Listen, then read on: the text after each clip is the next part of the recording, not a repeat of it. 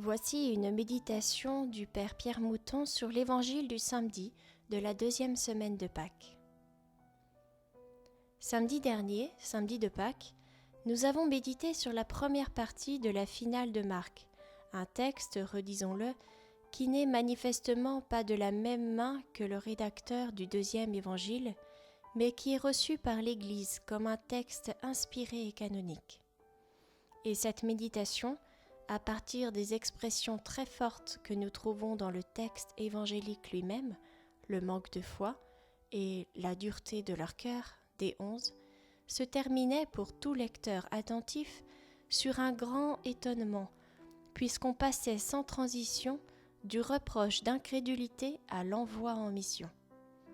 Oui, c'est vraiment très étonnant, mais c'est bien dans ces dispositions de refus obstiné de croire et de sclérose de cœur que les 11 apôtres de Jésus sont envoyés en mission.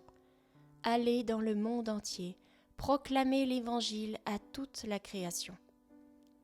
On pourrait dire que tout se fasse comme si, une fois que le Christ se révèle aux 11 et qu'il les reprend à son service, leur incrédulité était dépassée. Oui, c'est vraiment extrêmement étonnant. Et c'est formidablement instructif pour nous. Au début de son évangile, Marc précise que Jésus en institua 12 pour qu'ils soient avec lui et pour les envoyer proclamer la bonne nouvelle avec le pouvoir d'expulser les démons. Et, à la toute fin de ce même évangile, que lisons-nous ? Allez dans le monde entier, proclamer l'évangile à toute la création. Celui qui croira et sera baptisé sera sauvé. Celui qui refusera de croire sera condamné. Voici les signes qui accompagneront ceux qui deviendront croyants. En mon nom, ils expulseront les démons. Ils parleront en langue nouvelle. Ils prendront des serpents dans leurs mains, et s'ils boivent un poison mortel, il ne leur fera pas de mal. Ils imposeront les mains aux malades, et les malades s'en trouveront bien. Malgré leur incrédulité et leur sclérose de cœur, les apôtres sont en quelque sorte relancés dans la mission qui reste fondamentalement la même, proclamer la bonne nouvelle ou l'Évangile, pas simplement en Palestine, mais dans le monde entier et à toute la création. La première caractéristique de l'envoi en mission est donc son universalité. Il faut proclamer l'Évangile à toute la création, ce qui présuppose d'aller dans le monde entier.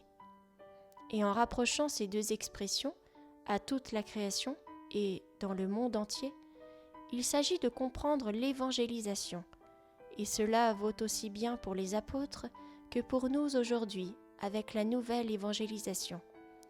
D'abord comme la proclamation de la seigneurie que le Christ ressuscité a acquise sur toute la création, et ensuite d'inviter les hommes à en tirer les conséquences pour leur vie, qui doit devenir progressivement une vie dans la seigneurie du Christ ressuscité.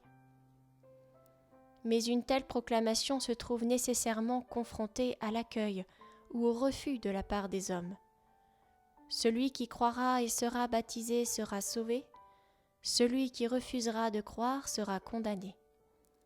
Paroles qui semblent terribles, mais qui sont à rapprocher de celles entendues ce mercredi dans l'Évangile selon saint Jean, et à cette différence près que, dans le texte de Marc, les verbes sont au futur. Dieu a tellement aimé le monde qu'il a donné son Fils unique, afin que quiconque croit en lui ne se perde pas, mais obtienne la vie éternelle. Car Dieu a envoyé son Fils dans le monde, non pas pour juger le monde, mais pour que par lui, le monde soit sauvé. Celui qui croit en lui échappe au jugement. Celui qui ne croit pas est déjà jugé, du fait qu'il n'a pas cru au nom du Fils unique de Dieu. En méditant ces versets de saint Jean, qui sont comme un condensé de tout l'Évangile, on comprend mieux, je crois, pourquoi Jésus a fulminé contre ces 11 apôtres qui s'enfermaient obstinément dans leur refus de croire et qui conservaient un cœur dur, un cœur imperméable à l'accueil de la bonne nouvelle, à l'accueil par la foi de l'Évangile qui est puissance de Dieu pour le salut de quiconque est devenu croyant. Dans cet Évangile se révèle la justice donnée par Dieu, celle qui vient de la foi et conduit à la foi, comme il est écrit « Celui qui est juste par la foi vivra ». La foi est donc bien une condition fondamentale, ou mieux une disposition fondamentale, car cela ne relève pas de l'arbitraire divin, mais c'est laissé à notre liberté humaine. Le salut passe en effet par l'accueil croyant de la bonne nouvelle, et le sacrement de baptême paraît en être l'expression, comme cela est manifesté dans le baptême des catéchumènes. Que demandez-vous à l'Église ? La foi. Que vous procure la foi ? La vie éternelle. Dans le texte que nous méditons aujourd'hui, bien qu'il soit extrêmement laconique et en restant donc prudent dans son interprétation, il semble bien que la disposition à être baptisé soit incluse dans la foi. Mais la possibilité du refus par les auditeurs d'accorder foi à la prédication de l'Évangile reste entière, avec les conséquences que Jésus lui-même énonce ici à ses apôtres qui, on ne le répétera jamais assez, se sont vus reprocher leur propre refus obstiné de croire. Viennent ensuite les 5 signes promis, non pas aux seuls missionnaires de l'Évangile, comme on s'y attendrait, mais à ceux qui auront cru en la prédication apostolique. Et là encore, c'est assez étonnant. Il y a comme une transposition de pouvoirs spirituels et de dons charismatiques qui, au moins pour la plupart d'entre eux, était traditionnellement le privilège des apôtres et des prédicateurs de l'Évangile, et cette transposition se fait au bénéfice de tous ceux qui deviendront croyants, autrement dit de tous les chrétiens. La liste des 5 signes s'inspire peut-être des miracles rapportés dans le livre des Actes des Apôtres, notamment à propos de Paul. L'expulsion des démons, autrement dit les exorcismes, le parler en langue, comme lors de la Pentecôte, la manipulation des serpents sans danger, comme cela arriva à Paul après son naufrage sur l'île de Malte, la guérison des malades sous forme charismatique par l'imposition des mains.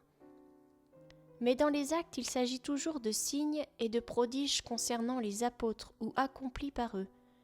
Enfin, en l'absence de parallèle dans le livre des actes, il faut peut-être attribuer la mention du poison mortel à une tradition orale.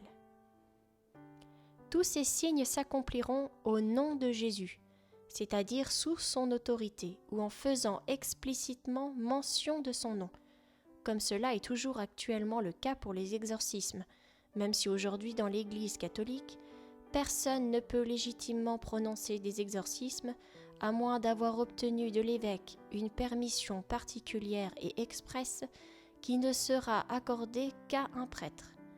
Et même précise le droit de l'Église, un prêtre pieux, éclairé, prudent et de vie intègre.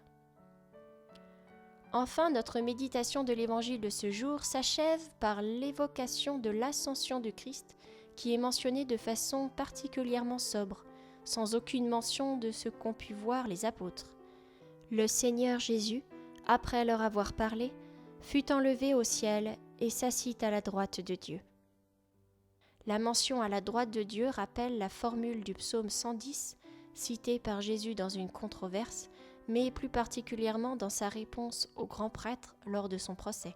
« Es-tu le Christ, le Fils du Dieu béni ? Je le suis. Et vous verrez le Fils de l'homme siéger à la droite du Tout-Puissant et venir parmi les nuées du ciel. » Mais la contemplation du Christ en son ascension ne doit surtout pas détourner les apôtres de leur mission, tout au contraire. Quant à eux, ils s'en allèrent proclamer partout l'Évangile. Et pour nous, disciples aujourd'hui du Christ ressuscité, que nous soyons prêtres ou laïcs, cela peut être une belle invitation à ne jamais séparer dans notre vie chrétienne la contemplation et l'action, la prière et la mission. Le Seigneur nous fait la grâce, comme avec ses premiers disciples et apôtres, de bien vouloir collaborer avec nous, malgré notre manque de foi et parfois aussi la dureté de notre cœur. Qu'il veuille bien aussi, en ce temps d'épreuve, confirmer l'espérance que nous mettons en sa parole par les signes de réconfort et de consolation que nous attendons de sa miséricorde.